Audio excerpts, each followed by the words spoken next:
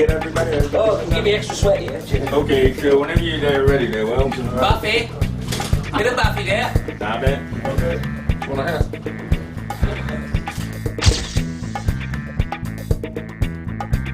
The more you drink, the more you don't drink at the can. conversations we'll get. Hi everybody and welcome to the very first Creative Roundtable of the MSI, that's the Merseyside Script Initiative. We brought together a group of very talented and more importantly interesting creative types here today. My name's Merv Jones and I'm an actor, writer, director of fantastic individuals, and they're going to say who they are and pretty much what they're going to do. We're going to start at this end here. Right, I'm John Mack, I'm a writer and an actor. I'm Colin Harps, I'm a writer-director. I'm Sarah Cooley and I'm a camerawoman and actor.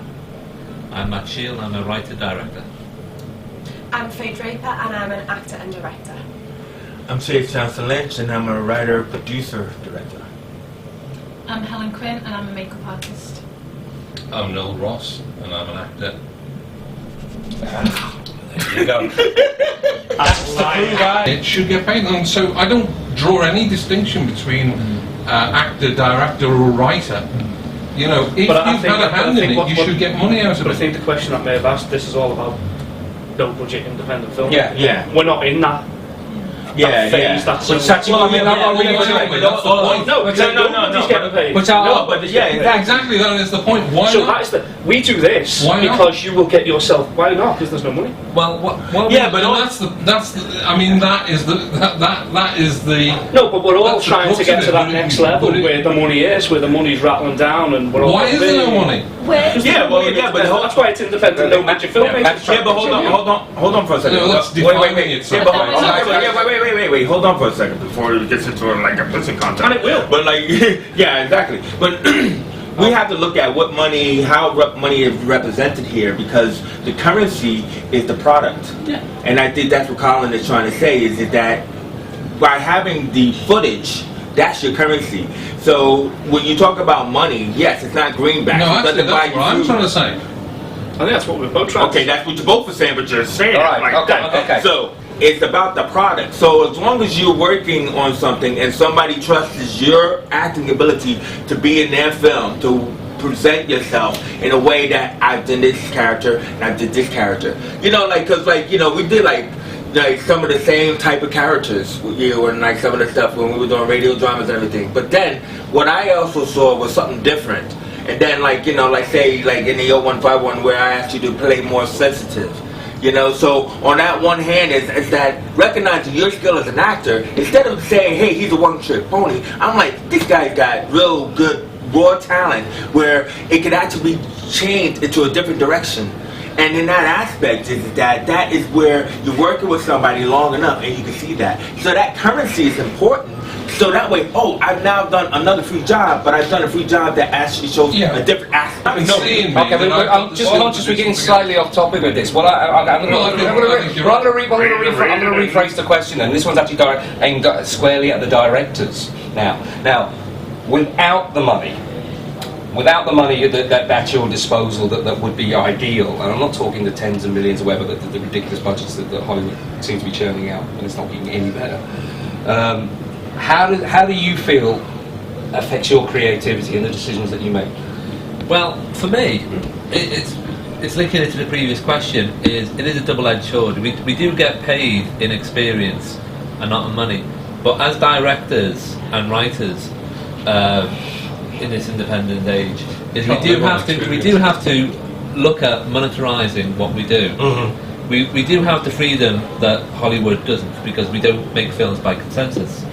But in that freedom, we can't just go wild. We do have to look at what our audiences are going to be. Is this going to be something that someone's going to watch? Mm-hmm. Avant-garde films are fine, and I support them. But in that context, you have to have an aim of your audience. Because if you don't, you're just going to make a film that no one's ever going to watch. It probably never will be finished. So, as directors and producers, we have to look at, with the resources we've got, can we achieve what our aims are? And our aims for making films here are the same as in Hollywood. And that's something we have to realise and not feel that being independent is total freedom, because it's not. Because if you go total freedom, there's loads of people who start making films and they never finish. Oh yeah. And that's the mistake they make. So we have to look at how can we monetize what we're doing, and to do that we have to look at an audience and the next big subject, which is distribution. Yeah, Yeah, exactly. So Totally. we will definitely get onto that, and I don't want to jump the gun too much. Okay. Well, that said, you've already mentioned about having your audience. Who do you want to see your work?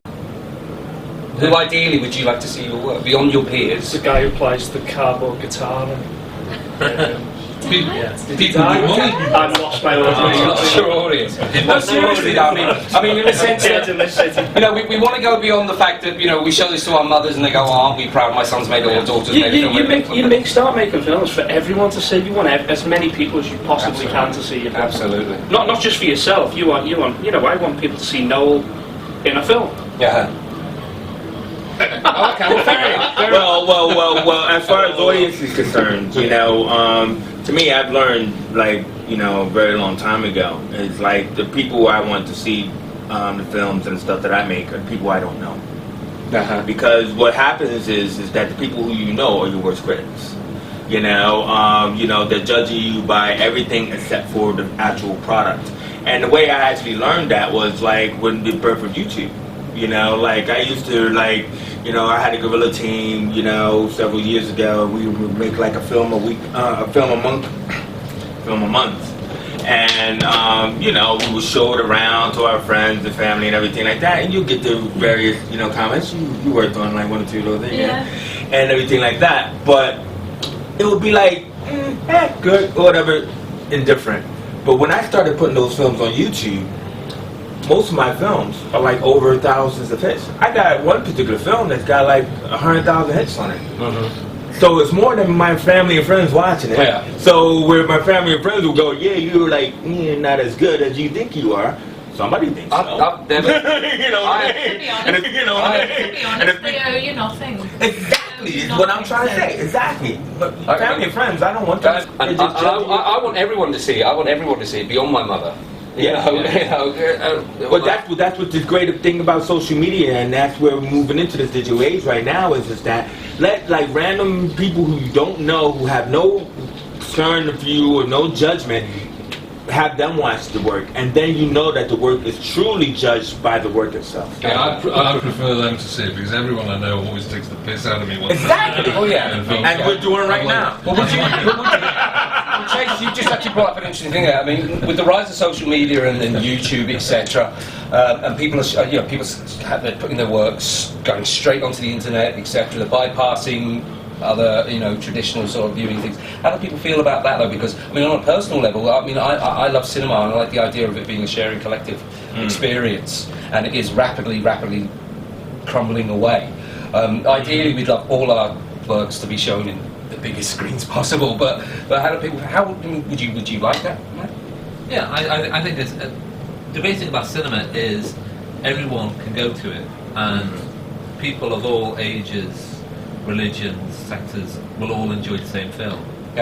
People will always laugh at a comedy. People will always cry at the sad bits in films, regardless of who you are, because film reflects the universal truths, really, of emotion and entertainment.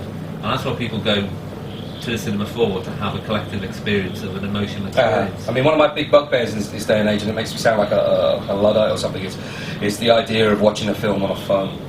Now, for some people, that's really fantastic. I can go anywhere. But for me, it's like you've taken this fantastic image that people have worked really hard on to bring, and I'll box that a little big or whatever. I hate watching trailers online. You know what I mean? I want to see them on the big screen. But at the end of the day, on that, the idea of social media and where working for free comes into it is that I can, as an actor, make a show reel, and I can send it to directors. I can force them to watch me. I can just say, watch me, watch me, watch me. They won't. They will. But They won't. Yeah, just being negative. Dude, I worked in the industry, they don't. I swear to God, I used to be a casting director for one of the top directors who was a top filmmaker in horror. Don't name him. I won't. Name it. I mean, don't name it. I won't. My point is, that's BS. They don't watch Jack. They don't watch Jack. I've known actors that actually have had work off social media. You can Oh, yeah, now social media is great. you can now you can contact directors, you can contact it, and as well, you're giving yourself a wider audience. I'll be honest, I work on minimum wage. Do you think I can afford to go to the cinema every week? Do you think I can afford to go to the cinema every month? No. And most people can't. If you're on the, if you're on the dole, if you're unemployed, you're not going to be able to go to the cinema. But you're going to have a computer, and I can go on YouTube. So this idea, I think that we want to be in the cinema. Yeah, it is a collective idea, and that's a wonderful thing. But yeah, it is being lost because things are more expensive. It's what's it, £8 for a ticket? $10. $10 to go for one person to go to the cinema. It shouldn't be about it should be about the collective experience. But the fact that more people can see something is far more important. It should be the message. But the collective experience is changing now. It's like when you're in work and you talk about what happened in EastEnders last night. It's still a collective experience. We're not in all these separate homes.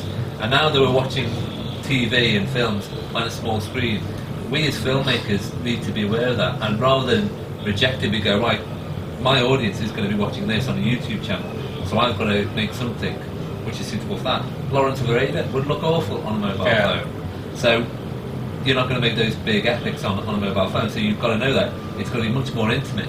And so you've got to adapt to your style for that. And then if you make a film, then you do it in a certain style. It's a bit like... Sorry, I think there's two sides to it when we're talking about the new technology. There's two sides of it. The first is brilliant. It means people who don't have training, don't have access to all these high-tech facilities and the best cameras, they can still make a film. They can make a film on a mobile phone. They're that good these days. Yeah. And that's brilliant. But the reverse side of that is the fact that everyone can make a film nowadays, and the market is completely saturated, and it's taken. It's great if you've got the creative ideas and if you have that talent, but if you don't, there's people who they don't have that talent, but they think they do. They think they do, and that's the whole point. It's saturated the market, and the people who've trained, who've worked for years, who've gone to film school, who have slogged and got the experience, they're competing with people who've got a mobile phone. Exactly, yeah. Essentially, technology will always be moving on, won't it? And really, we will adopt it as it comes out, and we will have to maybe change the way we work according to it sometimes, or the way we watch. And there'll be different formats, which will mean you're either squinting at a little screen, or you're on your own instead of with a big group. So there will be social changes to this. But in order for our industry to get anywhere, there's always got to be a way of actually taking money from that, because in order for us to actually develop, we need money, we've got to be paid. This is going back to what I was saying before. And in order to be paid and for that money to flow through, we've got to, the product has got to be sold. And there is a lack of, I think there's a confusion of how to do this. I certainly don't know all the ways of doing it, but I think there's got to be a connection between the people who are making the film and those and ways of actually getting money from the distribution of the film. This is the danger of democratization of the internet.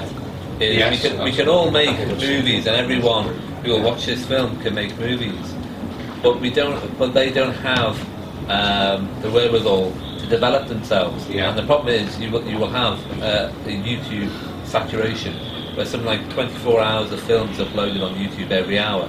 It's impossible for anyone to watch everything that's uploaded on YouTube, which is crazy. But they will always watch the cat playing the piano. Oh, obviously, they will. But that's what's really good about YouTube is the person who makes the cat playing the piano, as I said, that is what people on YouTube want to watch. They don't want to watch Lawrence of Arabia. And that's something we've got to... I made the cat playing the piano. I'm the cat. I'm a multi-millionaire. But that goes back to what you said before about marketing. Okay, guys, So that's about marketing, because you have to do that. But a lot of artists now, who are mainstream artists, started off on YouTube. Mostly musicians seem to have cornered this market. Filmmakers, not so much. And that's where something we've got to look at.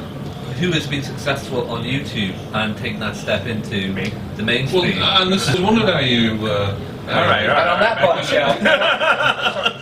Sorry, go on. I was just going to make a point on this about like everybody's a filmmaker. I sort of compare that with sort of early 80s when we started getting home computers, where everyone was a computer programmer. Absolutely everyone could program a computer. Now you can't find people that program computers. And I see that is the way the short films are going to go. Everybody at the moment is trying to make short films. Give it 10, 15, 20 years, right? We'll all get fed up. It'll be old hat there, so nobody will want to do it. And on that bombshell, we're going to take a very, very, very short break. So don't you go anywhere.